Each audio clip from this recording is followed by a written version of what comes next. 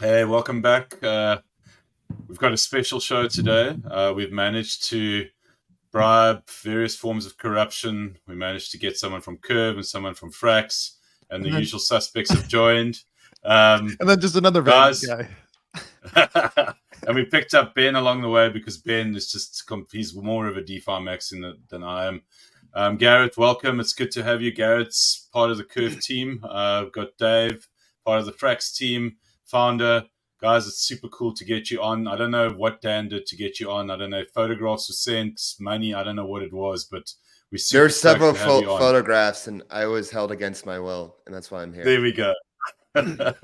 So obviously, I mean, a lot has happened over the last 4 days. It feels like an eternity of DeFi has unfolded. I mean, you guys are obviously very close to it. Paranoia running rampant, FUD everywhere. Garrett, do you want to kick it off? How are things in the Curve camp? What's been happening? What's the general sentiment at the moment? Yeah, great question. Thanks for having me here. So, I'll caution this by saying that we're recording on Thursday. This is being released on Friday, so it's entirely possible that another lifetime of stuff will have unfolded by then. So things are like massively out of date, and Curve is like death spiral to zero. Just bear in mind you're getting a time capsule here. So I'd say that the Curve team is like fairly upbeat, all things considered. I could talk about this at length, but there's like a number of positive things that have really come from this kind of like whole like roller coaster we've been on. But a lot of the attention internally has just been on like the immediate aftermath of the hack, right? Like, how do we like tighten things down, identifying the root cause, making sure that no other pools are in danger. And then like, it's not in my particular department, so I can't really comment on the recovery efforts, but I know that there's like a lot of effort being focused on recovery efforts and what that looks like and what that means for people who are like were affected, as I was. Like I was I was affected to the tune of like what years ago would have seemed like a huge number, and still does seem like a huge number, but being in crypto is just like another day at the park nowadays. Yeah, what do you think of some of like the positive things that came out of this? So it's great that we have a Fraximalist here, because I actually think that like the kind of like, so the wildest thing that happened was like I was expecting going into Monday people were going to be talking about the recovery and the hack, and all eyes turned towards Mich's habit of lending, right? Like Mitch is like he's been playing this game for a very long time of just like lending on various crypto exchanges, like very massive amounts at very high like borrow rates, and like it seems like he plays it like it's a video game because he just has a lot of fun with it. But it became like the subject everywhere on Twitter, or I guess is it X now? I don't know what we're calling it. Yeah, he became the main character of Twitter this week. But he was playing this like sort of catch me if you can game, it seemed like, where he was just like, darting around. He dumped a bunch of money into Frax, and then the narrative was he's cornered. This is it. We finally got him. And then from there, he kind of dropped this really interesting new kind of curve pool, which was essentially tokenizing the Frax debt position along with his new stablecoin Curve USD. And this, like, for various reasons we can talk about, like, it was like a super smart idea that just no one had thought of except for Mitch. So, like, I thought, like, the fact that emerged, I've seen some. Yeah, you could probably comment on it more, but I've seen some comments coming from like Sam or like people within Frax being like, huh, this is actually like kind of cool. We should build some markets on top of this. I know, it'd be interesting to see what the Frax guys build from this in the future. It's like in times of adversity and stress, you really get these like new things pop up like in evolution. So it was cool to see like this kind of secondary debt market be created out of pure necessity.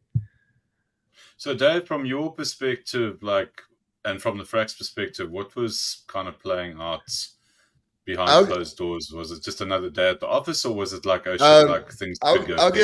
I'll give my perspective, because I'm like I call myself a core advocate of Frax, but I can't speak for the core team itself. They were just like, this isn't the first like rodeo they've been in, first time in the park. Team is pretty battle tested, so when this happened, there was all stations go. Taking every precaution, they could, for taking out POL, making sure everything's safe. So, Frax wasn't directly affected, but, the ramifications of like how tightly intertwined Curve, Confrax, and Frax are, if anything like worse were to happen, it's just where everybody's so interlinked, it could have been really bad. But from my perspective, what I found interesting is how deep the bug was and how when it was exploited, it just reverberated up the stack. You had it, it was a smart contract. It was a programming language bug that resulted in these like smart contract, all these different smart contracts being affected. And later you had like people shorting the fuck out of CRV. So it just reverberated all the way up like some crazy swirl. And it was really interesting to witness that. And you really saw people's true colors, like either people like, black hats versus white hats, shorters versus builders. It was like a movie. And even though, probably only $69 million, was exploited, quote unquote, the ramifications are just so much deeper. Yeah, the point of it being like a movie, if anyone has caught Richard Chen, who is not D-Ghost on X, nay Twitter, wrote this amazing retrospective of Robert what Chen, it was Robert like. Chen. Yeah, Robert Chen. Yeah. Wrote the amazing retrospective of what it was like within the war room, because they were like so close and they just kept getting beat out by a couple of minutes by these other like black hat hackers. So it was fascinating. And it really was like an action movie. I love how he had like a subtitle blame, but he didn't like say, he was like, I don't want to like, cause blame, but the incentives are misaligned for auditors who get rewarded for cloud and engagement and impressions and not for like actually solving the problem. Because you had certain auditing firms literally tweet out like, hey, you guys want to take a look at this while it's still live.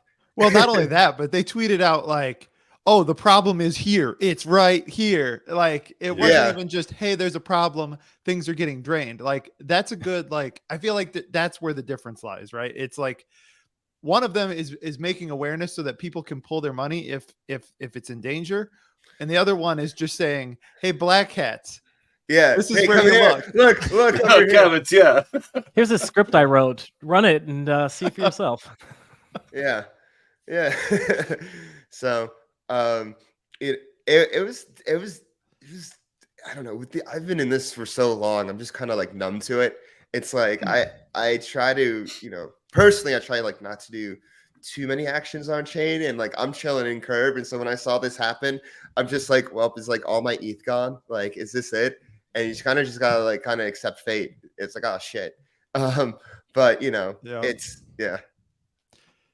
Did any of you guys pull any of your funds while this was going down? Like I can't, try to rescue anything? So the only good thing was like when Frax pulled their POL, the yield increased. I'm just like, oh, I'm getting more yield. And it's either like the CRV's like either going to zero or like it's gonna come back 10 times stronger. And I think like the biggest thing is like all the OGs and like leaders of the new school came together to save CRV, whether it's like buying the fucking dip like Jihan Wu did, shout out Jihan Wu, true OG, or like people going into bailing out Curve, or just like people like lending their support. Like people like really came together to support and save Curve in a time of crisis. So I thought that was pretty cool. What were in terms of the deals that happened, are you guys privy to the deals? I know that there was, I think Justin Sun did a deal. Who else was involved in kind of like there's what were the DCF God, there was C2TP, there was Machi Big Brother, there were several Anons. I think the CEO of Hobie, don't quote me, somebody from Hobie just did an OTC deal. But people from all over the ecosystem. There was a bunch. There was a whole bunch of them. And I think it was like 40 cents is what 40 cents locked for like 3 to 6 months. I believe.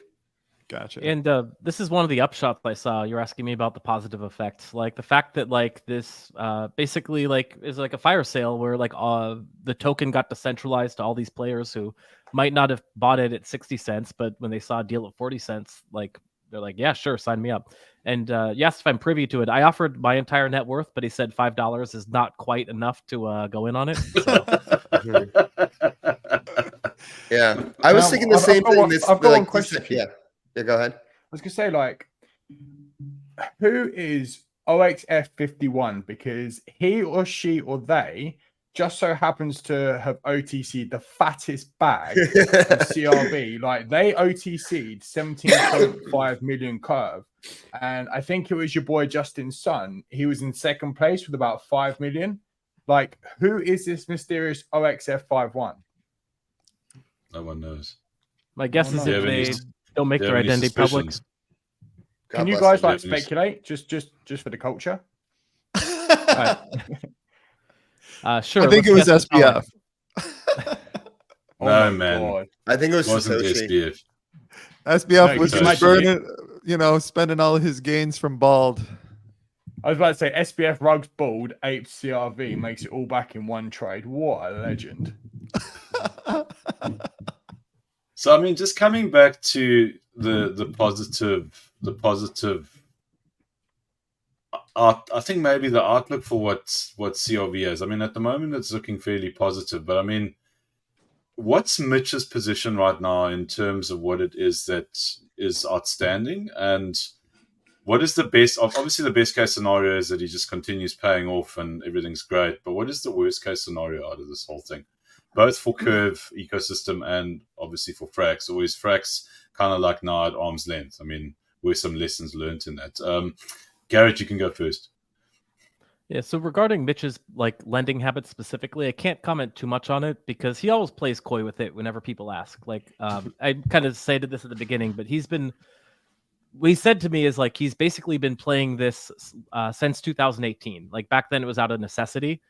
He had crypto, he needed dollars, so he started getting a habit of like using these lending protocols.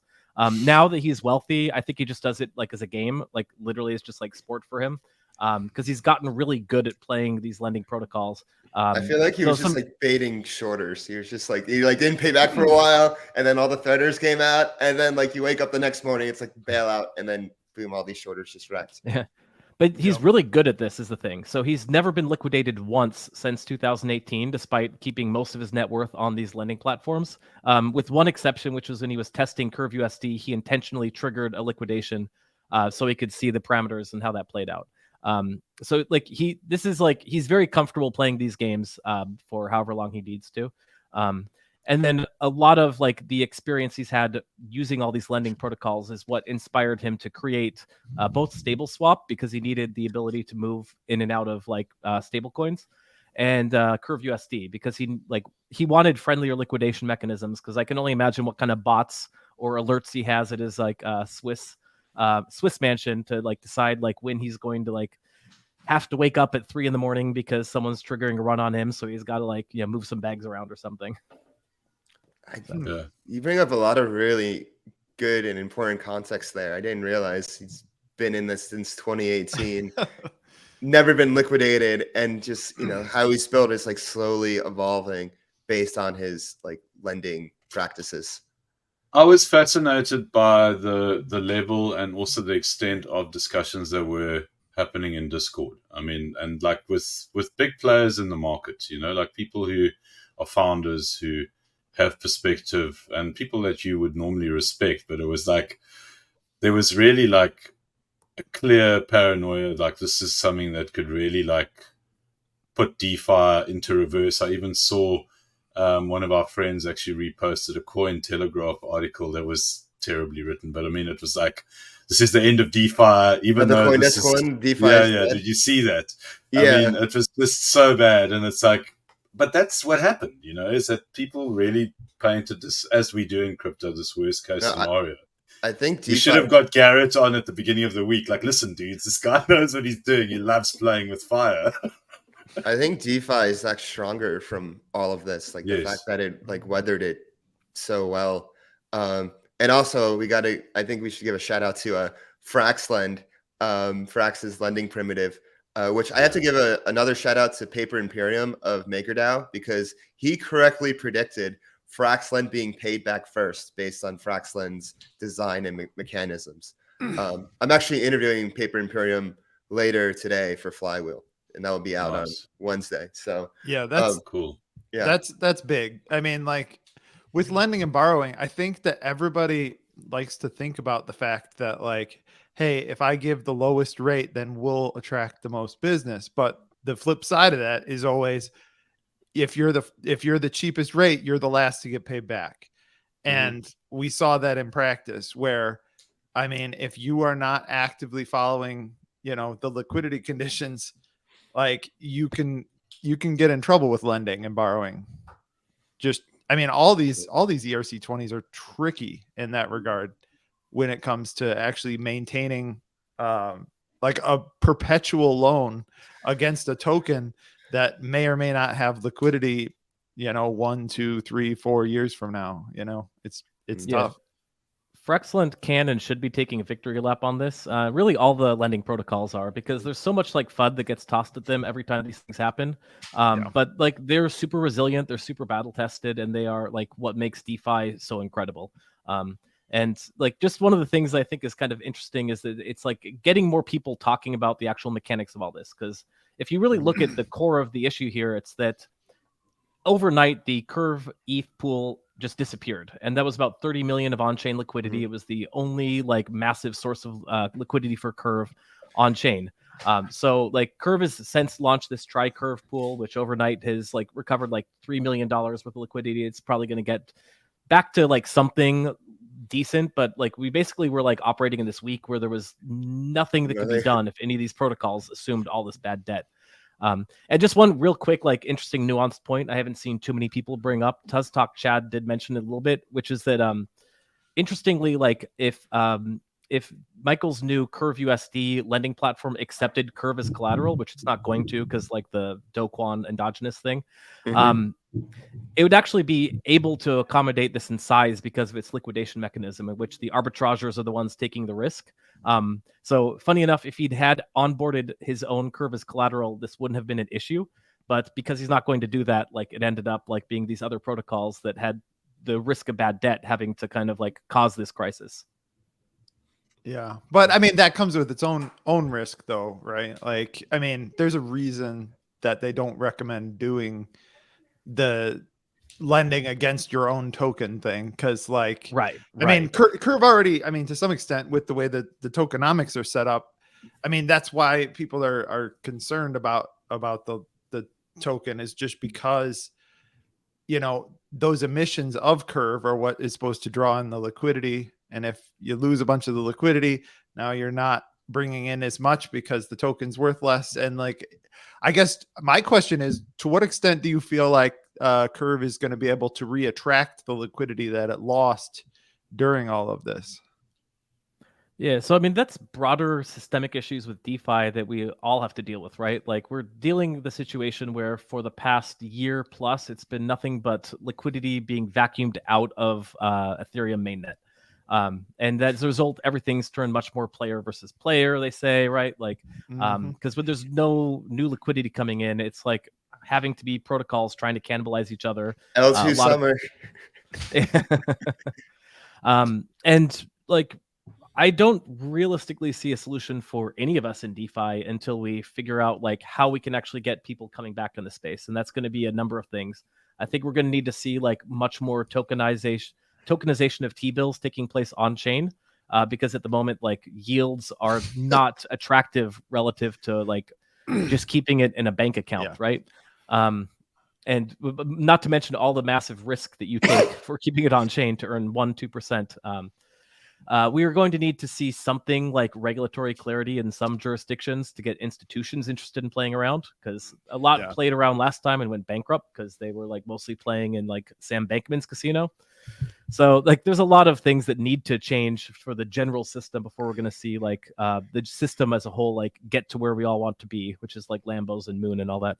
Yeah, I 100% agree with you on needing to get more treasuries and real world assets on chain, because like honestly, as far as I can tell, that's the only reason any of this has any value, is because USDT and USDC are holding real world assets against crypto assets, and that is basically the bridge to any real world value that has accrued here for the most part. And so I think one of the keys, like you said, is getting that on-chain treasuries, on-chain real world assets here, so that people are actually coming in for the yield, not just, you know, I mean, because USDT and USDC, it's sort of a, you know, a weird relationship where they're providing you a stable coin, but they're getting all the gains. But you get stability on chain. You get stability and on liquidity, chain, which is a feature. But I think everybody recognizes that there's a lot more that could be done on chain than is, and there's a lot of potential here. But like you said, until we actually see those real world assets make it on chain, it is very PvP until the flows come in. Yeah, Yield's the killer app. Like I like the composability. I like the fact that we can build permissionlessly and flexibly, but that's not bringing liquidity on chain. Yield is what the name of the game. Yep. It's interesting that we deliberating, you know, how do we attract, you know, liquidity on chain, whereas like a year and a half, 2 years ago, it was brimming with that. And I think the obvious question here is, how do we do it beyond just kind of bull markets? How do we keep that liquidity here? Is it really about the products? Is it about the security of the contracts that are out there? I mean, what do you think needs to change in order for that to be almost like that perfect storm that DeFi needs? Should be easy, consistent, and safe. Yeah, nice in that direction. Yeah, I mean, that pretty well sums it up. But yeah, we need a use case that isn't just speculation. Like that's like, because that's where most of the yield comes from at this point, right? Like look at the biggest, you know, highest yielding apps. It's been like things like GMX, and you know, now you got Rollbit that's making a bunch of money allegedly. Allegedly. But like, I mean, but that is sort of the actual product market fit that we're stuck with right now until we can actually get real applications. Because once you can start doing real stuff on chain, like, you know, mortgaging a house, you know, that sort of stuff brings actual assets from the world on chain, and you can use those. And you know, I would hate to get rugged out of my house, but you know, I think there are things though that we could do in the future that we need those real world assets. And until we have the legal framework to actually make that a viable option, it's going to be really, really tricky. Yeah, I agree with you there, Ben. I think the two most important things right now, before we even go back to like the UI, the UX of it, is it's the security and the regulation. Because let's be honest, like Curve just got hacked. One of the biggest, most popular platforms out there got exploited. I think it was last year. It was like $3.2 billion worth of this magical internet money just vanished in like bridge hacks, in scams. And then I don't know how many billions of dollars get like rugged from like the micro cap space. All I know is by the end of last year, my wallet was zero. So I got rugged for everything, which wasn't obviously a big percentage of the overall rugging, but it was I became a number. I became a number like everybody else. So I think once they've got security in there, that'll be one of the biggest things to give them a thumbs up. Okay, cool. So this whole crypto malarkey thing, it's safe. You know, we can store money in there. It's not going to get hacked, I guess, too easy or whatever. And then when like the regulators say, hey guys, it's time to go. It's time to, you know, go balls deep into this crypto thing. Then I think that's when we see the institutions come back in. Because if you look at the stable coin in and outflow over the last, 24 months, it's literally just been on a downwards trajectory. So, except for Tether. Tether's on the way up. Take the Tether, yeah. Okay. Let me go switch my USDC to USDT because USDT clearly going to $2. Jedi, you're on mute, mate. Yeah, it's funny. It's, you know, Ethereum people give shit to Solana for going down, but to the eyes of, you know, someone in TradFi, the difference between, you know, Solana going down and like major protocols getting hacked, there really is no difference. It's just like, oh, like all this shit is happening. It's not ready. It's not ready for the big time yet. And so I think it just takes time, resiliency. We're still in the beta phase right now. We're all guinea pigs, you know, being on chain, like dodging landmines. Even when you think you're safe, you know, something like this Vyper exploit happens and it makes you rethink everything. But, you know, we're all here for the long haul, I assume. Yeah. There's also like a big mismatch between when institutions do start coming in. Like I feel like all the interesting innovations happening on Arbitrum, where like you'll be a big fish if you have $10 million, and that's like a small test budget for an institution. Mhm. So like, yeah, first of all, it means that when institutions do get here, it's going to be like, massive explosion of liquidity. But it also means that like the protocols are going to need to get bigger to be able to accommodate the institutions. Yep. So that just mean like upgrading like infrastructure as well. Yeah, I think you're going to see like the big experiments from Arbitrum. Like some of them will make their way to mainnet or other L2s just to be kind of everywhere and be able to soak it up. And they're just going to see more money and like stablecoin volume flowing onto Arbitrum. And I use Arbitrum shorthand, Optimism, like Avalanche, Polygon, etc. Yeah, I was about to ask. Do you know something about Arbitrum that we don't? That's just I don't actually slum it on L2s often enough, but that's the one that I've started slumming it on. Yeah. Yeah. Okay. And what do you see happening now over the next like 6 months after this? I don't see anything exciting, unfortunately, for crypto in the next 6 months. Like, I think we're still going to see more liquidity outflows, more protocols exploding, more hacks, more people's net worth getting erased and going to zero. Just because, like, yeah, that's how it always is. Like, if you want those like 4 to 5 weeks of like eye-popping gains, you have to deal with the real. You have to crawl through the trenches.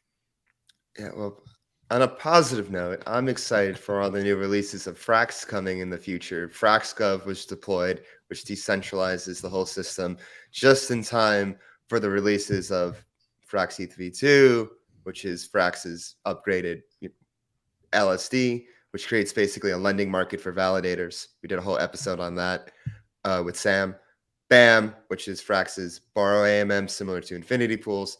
And of course, which Sam says is coming less than a month, the announcement of Frax v3. Okay, is it just the announcement or is it the actual thing? Oh, it's the actual thing. It's the actual The thing. announcement of the announcement. Okay. It's the actual thing. The announcement It's of the actual- announcement. Yeah.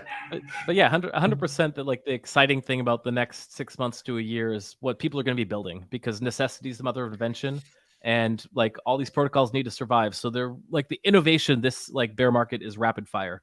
I was around for previous bear markets, and the previous bear markets were so boring. It's still so exciting just to see all the new developments coming out of like everyone. So I'm still bullish. I'm excited. I'm not going anywhere. I have nowhere to go. No. I go to zero. I go to zero. No one else would take me at this point either, so I'm stuck Yeah. here. I'm pretty useless outside of this, like outside the world on chain. So maybe Arizona T would hire you to build a stablecoin for them. yeah, they can hire me as a spokesperson. So that's my backup plan. I'll just like knock on the door and be like, "Hey, I have the chops. I promise." Collateralized T positions. I've always wondered that. Like, call them I've always T-bills, wondered but that, spell like, it how do you- TBA. T-bills. I'm looking for welcome back. Did I like how do you even explain like the journey you've had to like a real life employer? I have trouble explaining to like people in crypto my journey, let alone a real employer. I don't know what I think I just say I'm really good at pushing a mop, really good at pushing a broom. So there's got to be room for me. I'm really good at telling stories. That's it. Good stuff. I have a question. I wanted to ask a question before the tea lady tripped over the cable behind me. Just in terms of, obviously the topic of discussion before I got disconnected was stablecoins, the importance of stablecoins. I mean, both Frax and Curve have got stablecoin products. How does that kind of like play into, I mean, it's a bit of a big question, but I mean, I think it's an important one. How does it play out for a stablecoin like Curve and also Frax, in light of the fact that you have USDT and obviously USDC holding that majority? Is it about taking that market share for yourselves? How does it really play out in terms of this whole like vision that we have for DeFi? Dave, you go first on this one. Yeah, sure. It's quite obvious that USDC and USDT, are just dominating. They're dominating for, the simple reason by they abide by stablecoin maximalism, which is like something like I've talked about, Sam has talked about, and basically, you know, on a long enough time scale, like all DeFi protocols will become stablecoins, and those stablecoins at scale will look similar in structure. And you just have to look at USDC and USDT for that structure. So they have their high quality reserve assets backing the stablecoin, which is the treasuries and bonds and whatnot. And then they have the swap facility, which is just straight cash. If you want to scale a stablecoin, you have to like peg yourself to the high quality reserve asset, you know, and for other stablecoins to reach those levels, they're going to have to figure out some way to peg to that reserve asset. My whole hunch and my whole thing is, you know, you can obfuscate blacklist risk through smart contracts. So through like extra steps. Frax does this with their AMOs. So most of the USDC is in Curve LP pools. And so Circle would have to blacklist Curve to blacklist Frax and destroy DeFi. So something like along those lines, when, you know, developing stablecoins and evolving stablecoins in the future, that peg to high quality reserve assets, I think, is the way of the future. Yeah. So. Yeah, 100% agree with everything Sir Dave said. So it's like really interesting question, like how stable coins, like, yeah, one of the premises of Curve is that there's going to be 1,000 or 1,000,000 different stable coins out there, right? Yes, and people are always like, maximalism. Yep. Yeah, and people are always like, why do you need so many different stable coins? Isn't a dollar a dollar? And like the analogy I like to give is like back when I was at uni, the you know, like I've seen situations where people really needed to do laundry. The laundry machine only accepted coins and they only had $1 bill. So they're willing to overpay for, you know, quarters because they need their clothes were smelling so bad. They needed 3 quarters right then. They didn't mind losing the 4th quarter just for that utility. And it's like this question of like, you know, even though they're all like worth the exact same value, they have different utility in the moment depending on the person. And thus stablecoin economics become really interesting, right? Usually it's supply and demand, and the confluence of those two set the price. With stablecoins, there's a set price. So then the supply and demand have to kind of like adjust based on what it takes to stay at that fixed price of $1. So what you see is like stablecoin supplies will expand massively if there's, according to the demand. Yep. That is just to kind of like keep going with where Garrett was going on that. I think one of the things about stable coins that I think is underappreciated, and having so many stable coins, is that we're basically recreating the private banking system that like we had like in like the 1800s on chain.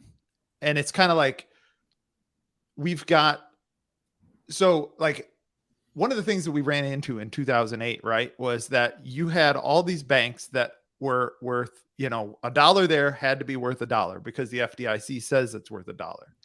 And so all of these dollars are, you know, they have to be worth $1. Otherwise the system breaks. The problem with that is you get this interconnectedness that takes place where all these banks are going to live or die together. And so because of that, the system becomes too big to fail, like, and different parts of the system become too big to fail. Now, the beauty of stable coins is that each issuer has its own like token and has its own system, and they will live or die. And the holders and people that put their money into those protocols will live or die based on whether or not that protocol is being a good steward of risk. And so it just creates a far more resilient system that can stand up to what we just saw this last week. Because what happens is, as you could see, the protocols that had taken the most risk here, they were scrambling to try to, you know, reprice their lending, because they didn't, you know, they recognized that, oh, we have underpriced risk here. And so like they were scrambling, but the thing is they were going to live or die based on what happened this last week. And so I think there's just a lot of good risk management things that we've got to learn here. But the beauty of the system is that like, if there's a bad actor that just does really terrible risk management, they will fail. Their stable coin will go to zero. All the other ones will go up because you're going to get that flight to safety, and people are going to run to the good stewards of risk management. You put that quite beautifully, sir. I wish we could actually like summarize it, because that's exactly what it is. It's like you're not handing over the responsibility to this kind of like this hypothesis that is pretty much what banking is at the moment. You really are putting everyone to the test, and it's like, are you capable? Are you efficient? Are you accountable? And clearly that's what we saw this week. Right. So, I mean, obviously we've had, I think, a really good result because of the OG stepping in, and also like seeing this whole, I don't know, this fear, like, because we've seen so much of it over the last year and a half, you know, like it was like, fuck, here we go again, you know, like, do we really need this? And this is like these guys are proper players, you know, Frax, Curve. I mean, these are the boys, you know, like these are the guys you want to go to war with, and now they're the ones who are at And war. they, And I think, proved their stripes over the week. Yeah, man. So I think in terms of like the way forward now, I mean, we obviously spoke about the positives and the changes that, you know, this whole thing potentially could bring. I mean, is there anything like tangible right now that you guys are thinking about, like, fuck, you know, we need to change this or we need to change that? I mean, is that something, or are there points on a list where you guys are like, okay, well, this is what's next and we need to do this in order to avoid X, Y, and Z, or is it just more of the same going forward? You can go. So on Curve side, like the two big things have just been Curve USD and these new tri crypto pools. The tri crypto pools, just like this hyper gas efficient version of existing tri crypto. So like with that comes just a lot of kind of like nuts and bolts work of getting it deployed across different chains and like getting new pools launched, getting features in the UI. So it's nothing like terribly interesting, but it's just like a lot of the meat and potatoes work that's going to take a few months to knock out. But yeah, Curve USD was the biggest thing before last week, and I imagine by next week it's going to be like back to the focus again, like onboarding new collateral types, onboarding like new use cases, and we're seeing a lot emerging. This past week we saw Aave's stablecoin, again back to Dave's stablecoin maximism. Go just launched their Curve USD pair and is incentivizing it. GUSD. Some of the new innovations like the Frax lend markets against it, like there's going to be some interesting stuff coming, so pay attention to Curve USD. Yeah, I recommend people after watching this go to CryptoVestor's Twitter. I think it's like CryptoVestor77. He wrote a thread speculating about Frax V3 and how the innovative CRV USD Frax pool, you know, creates basically like a secondary debt market, and how this could possibly be incorporated into like maybe a bond system or Frax V3. So this is like the one thing that came out of this. And so I'd like have people keep an eye on that and go read that thread. Mr. Jedi, you're muted. I think the resounding voice that I'm hearing is that we've learned a couple of things, and we're going to like make some changes that will end up benefiting both protocols clearly. I think the only question I have left at this point in time is like, do we revisit this scenario again? Do we kind of like accept that Mitch has got this in hand and everything's great, or can we see like a bit more uncertainty down the line? I mean, how do you see it playing out? And we won't hold you to it, Garrett. I know that you're ready to answer, but I'm just curious, like, are we going to see a repeat of this potentially? Guarantee we'll see a repeat of it, because we saw this exact same FUD exactly 1.5 months ago. And everyone forgot about it, and then it came back again. And then they pretended like this had not just happened a month ago. I think give it about a month, 1 to 2 months. Yeah. I think the important thing to keep in mind is this was a programming language compiler issue. And a question was raised of, you know, we aren't really incentivized as an industry to look that deep into the code. Auditors are incentivized to look at smart contracts. They aren't looking at the compiler. So like, how do you incentivize people to look that deep? I know last year, Curve created VE funder gauge for the Vyper team to help, increase their shipping. Maybe, part of that mandate could be towards, audits of the compiler and the code. And by the stroke of luck, the patch, this was like almost 2 years ago. And the patch for it was fixed by accident. I could only imagine a universe or a timeline if this wasn't patched and then all the curve pools were affected and then absolute rip in the worst way possible. We got very lucky. I think we got very lucky here, by the skin of our teeth. But in the future, we should figure out, not just for Vyper, but for Solidity as well, because Solidity is even more complicated as code. Vyper is easy to read. That's why the hackers went to Vyper, because it was, easier target said than done. But how do we incentivize auditors in the community to look deeper into the programming language itself? Because it's yeah. Yeah. Well, and maybe I was just gonna say, maybe protocols start demanding a little more rigor when it comes to moving to the next version of any of these, and that, hey, we're not moving to this new version of the code until we see X number of audits by top tier firms. Yeah, I'll just add a bit about the situation going on with Vyper, because I'm super close to the Vyper team. They're so small, and they really took it on the chin this week, but they've come out of this so energized. And I can't spill too much alpha, but keep an eye on Vyper, because they've got some really innovative ideas that might be coming out in the pipeline in the next few months for how this might be avoided in the future. How do we make money off Vyper? I'm just kidding. Well, that's When good token, to know. How do you do it? It's When always token, about right? that. When Vyper token. I was going to ask a question. How is that going to affect them, as a company, as operators in the space? It seems like they've got a plan and they want to obviously bounce back from this. So that's great to hear. Shit happens. It happens to the best of us. I'm sorry they had to carry this can. But are they going to land up bouncing back, or do you think it's kind of no one's going to want to speak to them in light of what happened, or do you think we're going to forget about it by next week? Well, definitely everyone on Twitter is going to forget about it, because crypto Twitter is the memory span of a goldfish. But no, Vyper's 100% going to bounce back. So it's super ironic this happened, because they're so focused on security. They have such great security people working for them. It's just that the big problem that compilers have always had until now is that it's not like a money-making business. VCs aren't going to invest $10 million in a compiler expecting to get $100 million back, because that's just not how it works. So the incentives aren't there. As a result, you have to be super motivated to work on it just out of a passion project. It's the same problem with open source software. You have all these people who are just volunteering to secure the code, but they also have day jobs usually, and they so Vyper's.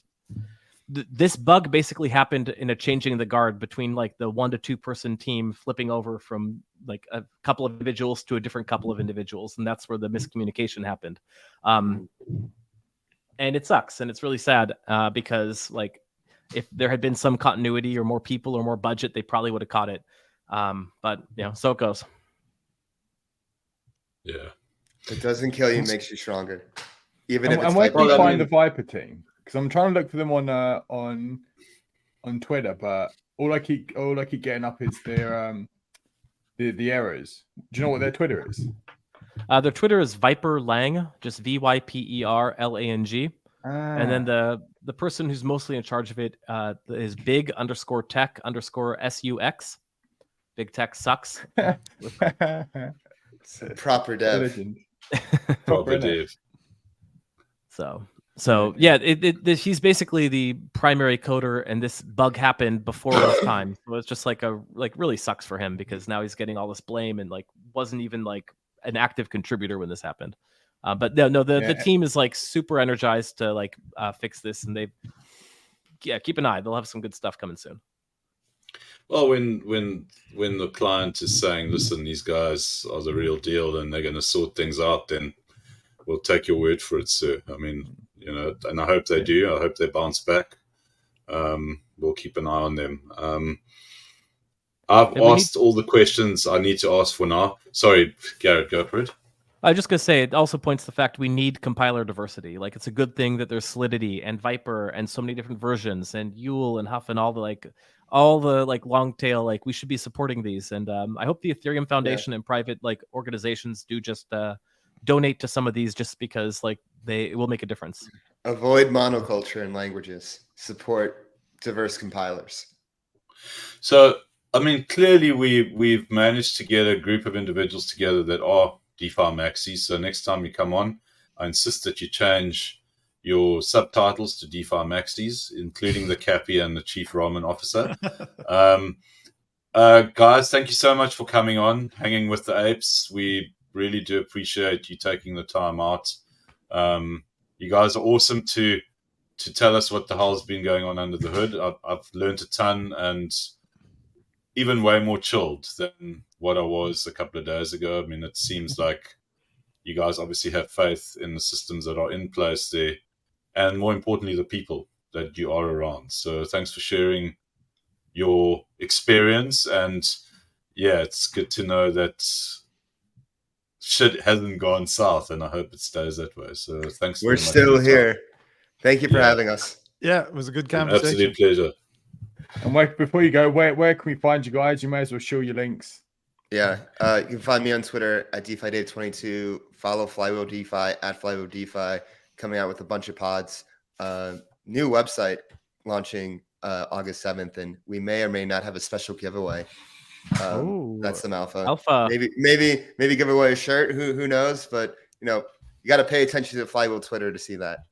Real world asset right there. Real value. Nice. Dave, so, are you gonna be? Are you gonna be a token? Are you gonna be in Singapore? I'll be in Singapore. Yeah. We're an event up with them. Yeah, we're doing an event together. I know. And is Garrett also going to be joining Token 2049?